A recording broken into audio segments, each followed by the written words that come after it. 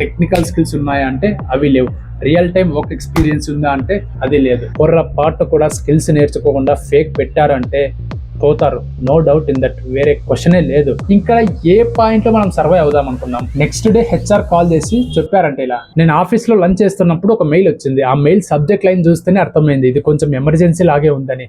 Open చేసి చూసా, data scientist రోల్కి ఫేక్ ఎక్స్పీరియన్స్తో జాయిన్ అయ్యా, వర్క్ దగ్గర చాలా ప్రెజర్ ఉంది, అర్థం కావట్లేదు, ఏం చేయాలి, మీరు ఏమైనా నాకు సజెషన్ ఇవ్వగలరా, చాలా అవసరం ఉంది అని. అతని మొబైల్ నెంబర్ కూడా మెన్షన్ చేశాడు. అప్పుడు నేను లంచ్ కంప్లీట్ చేసుకొని సరే పాపం అని కాల్ చేశా, ఏంటి ప్రాబ్లం అని. ఇలా చెప్పాడు, 3 years ఫేక్ పెట్టా బ్రో, 10 days అయింది కంపెనీలో జాయిన్ అయ్యి, వెంటనే నాకు ప్రాజెక్ట్ అసైన్ చేశారు, నాకు అసలు ఏమాత్రం అర్థం కావట్లేదు ఆ పైథాన్ కోడింగ్, మీరేమైనా నాకు వర్క్ సపోర్ట్ చేస్తారా, ఆర్ మీకు తెలిసిన వాళ్ళు ఎవరైనా సపోర్ట్ చేయడానికి ఉన్నారా అని. ఎలా జాయిన్ అయ్యావు బ్రో, ఎంత మనీ పే చేసావు బ్రో అని అడిగా. 3 lakhs పే చేసావు బ్రో అని. ఈ వీడియో స్కిప్ చేద్దండి, ఎండ్ వరకు చూడండి ఏమైంది అని. ఎందుకు ఫేక్ పెట్టా బ్రో, కోడింగ్ ఐడియా లేదా అని అడిగా. లేదన్నాడు. ఇంటర్వ్యూ ఎలా క్లియర్ చేసావు అంటే చెప్పాడు ఇలా, సంథింగ్ ఏదో అలా క్లియర్ చేసా బ్రో అని. అసలు డేటా సైన్సే ఐడియా లేదని అడిగా. లేదు బ్రో, కంపెనీలో నేర్చుకుందాం అనుకున్నా, స్టార్టింగ్లో ఫ్యూ డేస్లో నేర్చుకుందాం అనుకున్నా అన్నాడు. బట్ వర్క్ సపోర్ట్ అయితే చేస్తామన్నారు, జాబ్ ఇప్పిస్తామన్న వాళ్ళు రెస్పాండ్ అవ్వట్లేదు అని అన్నాడు. కమ్యూనికేషన్ స్కిల్స్ ఉన్నాయా అంటే అవి లేవు. టెక్నికల్ స్కిల్స్ ఉన్నాయా అంటే అవి లేవు. రియల్ టైం వర్క్ ఎక్స్పీరియన్స్ ఉందా అంటే అది లేదు. టీమ్తో కొలాబరేషన్ స్కిల్స్ ఉన్నాయంటే అవి లేవు. ఇంకా ఏ పాయింట్లో మనం సర్వే అవుదాం అనుకున్నాం. డేటా సైంటిస్ట్ రోల్ అనేది అంత ఈజీగా ఉండదు. నేను డేటా సైంటిస్ట్ కాకపోయినా నాకు ఐడియా ఉంది, నా కొలీగ్స్ అందరూ డేటా సైంటిస్ట్లే.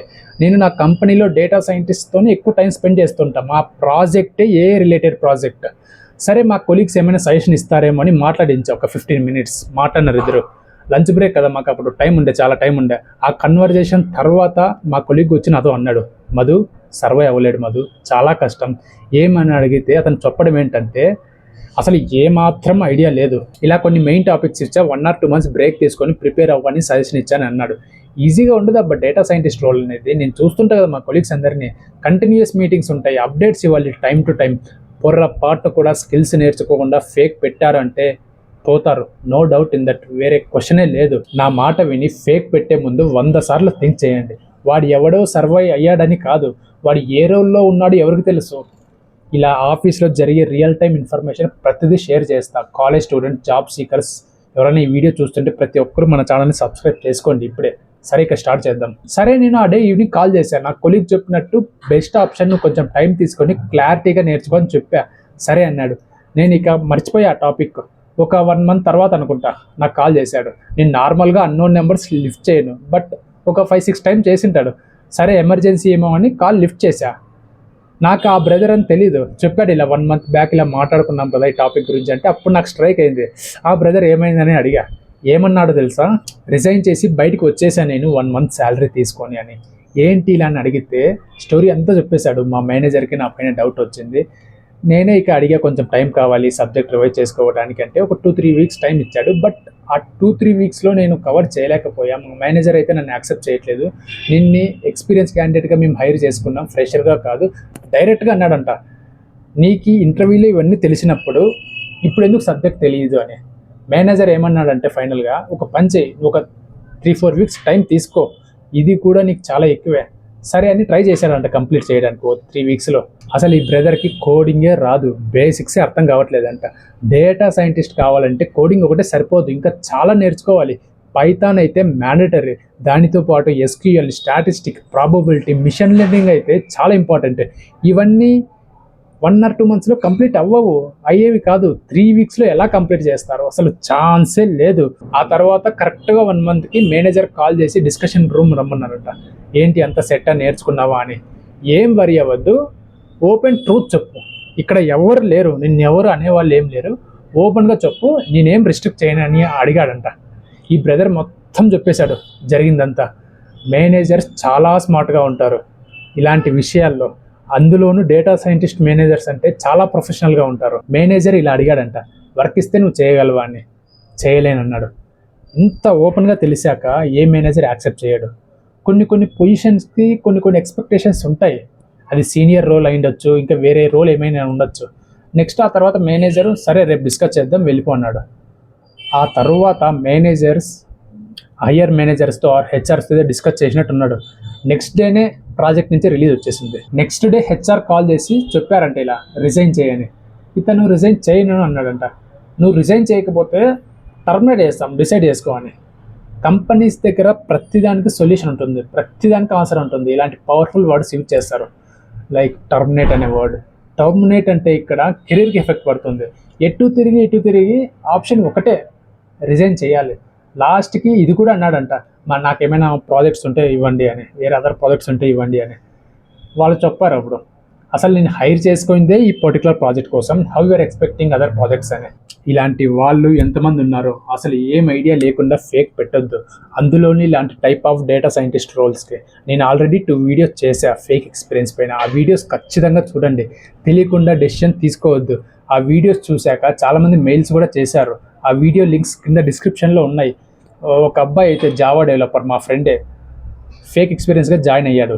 1 మంత్లోనే రిజైన్ చేసి బయటకు వచ్చేసాడు. ఆ వీడియోస్ చూడండి ఒకసారి. ఆ వీడియోస్ చూశాక నేను ఒక 20-25 మెంబర్స్తో డైరెక్ట్గా మాట్లాడినా. అందులోనూ మోస్ట్లీ 70% పీపుల్స్ అయితే విలేజ్ బ్యాక్గ్రౌండ్ ఉన్న వాళ్ళే. ఏ మాత్రం ఐడియా లేదు సరిగా ఇలాంటి టైప్ ఆఫ్ రోల్స్కి ఫేక్ పెట్టొచ్చు అని. ఇతను కూడా ఇదే కేటగిరీనే.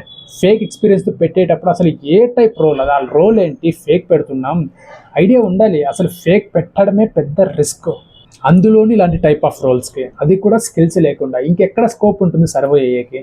నేను మరీ చెప్తున్నా, డేటా సైంటిస్ట్ రోల్ అనేది చిన్న రోల్ ఏం కాదు, వాళ్ళేం పిచ్చోళ్ళు ఏం కాదు లక్షల శాలరీస్ ఇచ్చేకి. మీకు ఈ కంటెంట్ వాల్యూ అనిపిస్తే లైక్ చేయండి.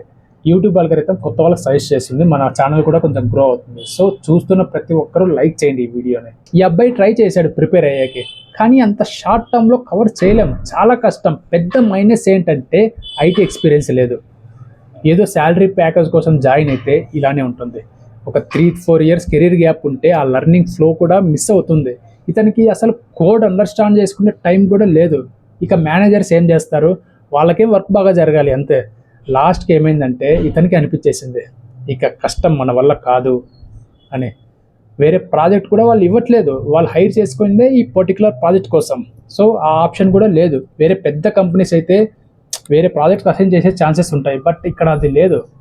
ఇంకేం చేస్తారు, వేరే ఆప్షన్ లేక రిజైన్ చేసి బయటకు వచ్చేసాడు. లాస్ట్కి ఏమేమి చెప్పు, మనీ వేస్ట్. ఇప్పుడు జాబ్ ఇప్పించిన వాళ్ళని కూడా మనం అడగలేం, వాడు దొరకడు, వాడు అడ్రస్ ఉండడు. ఏవో కొంతమంది సర్వై అవుతారు, వాళ్ళ రోల్స్ వేరు, మనం వాళ్ళని ఇన్స్పిరేషన్ తీసుకోకూడదు. ఇవన్నీ ఎందుకు జరుగుతున్నాయంటే గైడెన్స్ లేదు మన వాళ్ళకి.